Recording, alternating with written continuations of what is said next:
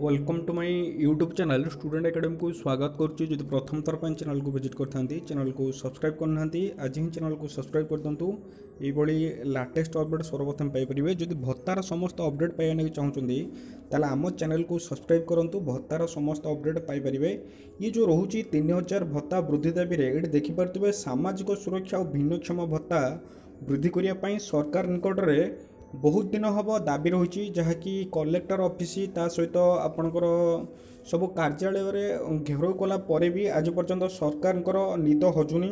सरकार जो प्रतिश्रुति देते आपणकर जो प्रतिश्रुति देते जिते इलेक्शन पूर्वर ये देखिपे बहुत जन ये देखु बहुत महिला अच्छा वृद्ध वृद्धा भी अच्छा ये स्ट्राइक कर आपणकर भवानीपाटना आउ ये आपणकर भवानीपाटना एटा कलाहांडी जिले में भी आपंकर स्ट्राइक चलती देखिपे भवानीपाटना बीजेपी सरकार को आसिले सामाजिक सुरक्षा और भिन्नक्षम भत्ता 3000 टंका वृद्धि करियो बोली निर्वाचन समय प्रतिश्रुति देते।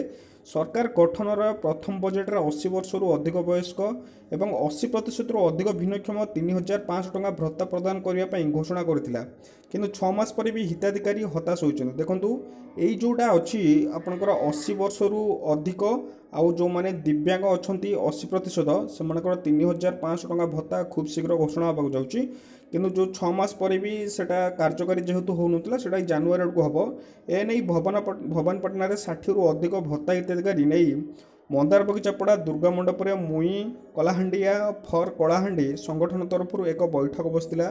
जदि सरकार नववर्ष भितर भत्ता 3000 रु 3500 टंका घोषणा न करती ताहले आंदोलन पर संगठन तरफ चेतावनी दिया। देखंतु जदि सरकार 3000 रु 3500 टंका घोषणा न करती ताहले स्ट्राइक घोषणा करा। आगुरी भी स्ट्राइक होता लोअर पीएमजी सरकार किसी शुणी ना पुणी थे स्ट्राइक आपंकर दिज्व डाकरा दिज्व जहाँकि पुणी स्ट्राइक हम संगठनर जो लक्ष्मीनारायण जो रहिले आपंकर लक्ष्मीनारायण पंडा सभापति सुरेश संग्रामी नारी नेत्री जो अच्छा कविता राउत उत्तराधिकारी सभापति निरोध राउत एमती बहुत सारा उपस्थित रही है। सेमती देखिपे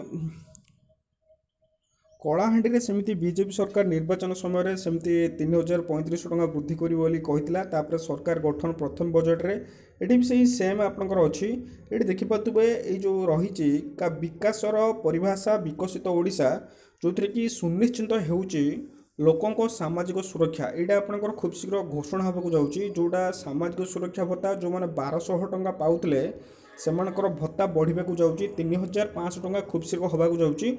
जो मैंने 80% आपंकर दिव्यांग अच्छा आउ जो मानकर 80+ बयस अच्छी से मानू ही 3500 टंका मिले बोल सरकार खूब शीघ्र घोषणा करने चाहते।